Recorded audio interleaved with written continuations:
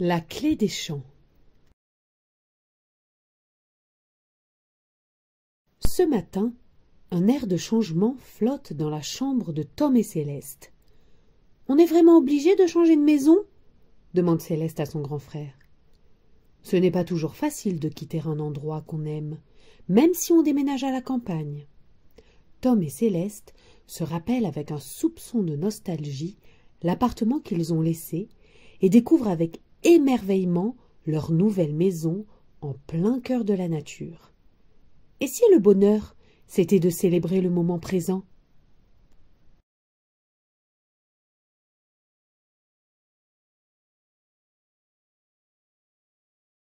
La clé des champs de Maguelone du Fou aux éditions Mango Jeunesse.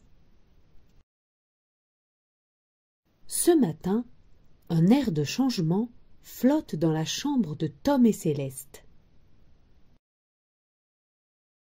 « On est vraiment obligé de changer de maison ?» demande Céleste à son grand frère. « J'aime bien mes dessins sur le mur et le bruit de la voisine qui passe l'aspirateur. Je veux rester ici. » « On est vraiment obligé de changer de maison, » répond Tom. « Toutes nos affaires sont déjà dans le camion. »« J'espère qu'ils n'ont pas oublié mon vélo, » dit Tom. « Ni mes bottes, » ajoute Céleste. « Ni mon livre sur l'espace. »« Ni la baignoire. » Dans leur nouvelle maison, Tom et Céleste ont posé leurs valises au milieu des cartons. « Oh, regarde comme c'est grand !» s'exclame Tom avec des yeux ronds. « On a les escaliers pour nous tous seuls. »« Oh, regarde comme c'est grand !» s'inquiète Céleste. « Je crois que je vais me perdre la nuit. »« Te perdre ? Oui, quand j'irai faire pipi. » Moi, avoue Céleste, j'aimais bien notre square. On y rencontrait toujours des copains. Et moi, ce que je préfère, dit Tom en secouant ses bottes pleines de terre, c'est le jardin. On a juste à ouvrir la porte et hop, on est dehors. Et puis regarde, là aussi il y a des amis. Il y a trop de silence ici, dit Céleste. J'aimais bien avant le bruit des camions, des voitures et des bus. Oui, c'était rassurant. Comme un gros chat qui ronronne. « Tu as vraiment écouté ?» demande Tom, et ils tendent l'oreille tous les deux. Une bourrasque souffle d'un coup sur le chemin. « Comme c'est joli, la chanson de la nature !» sourit Céleste. L'hiver arrive. « Céleste, il a neigé! C'est tout blanc dehors !»« Ça me rappelle le marché de Noël !» dit Céleste. Il y avait un beau manège, et des guirlandes, et des automates dans les vitrines.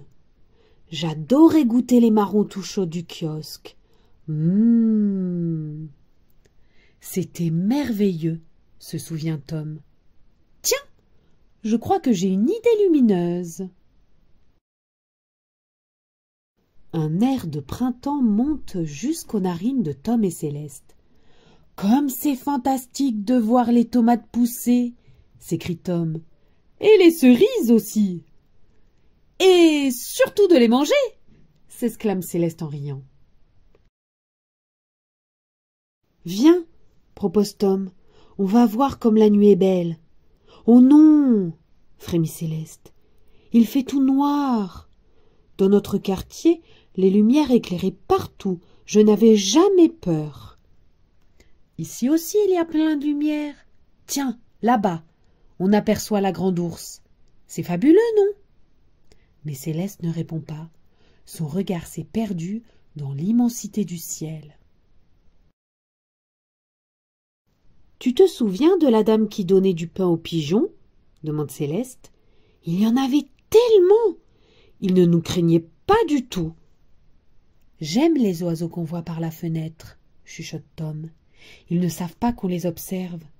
Et si on bouge trop vite, ils s'enfuient d'un coup.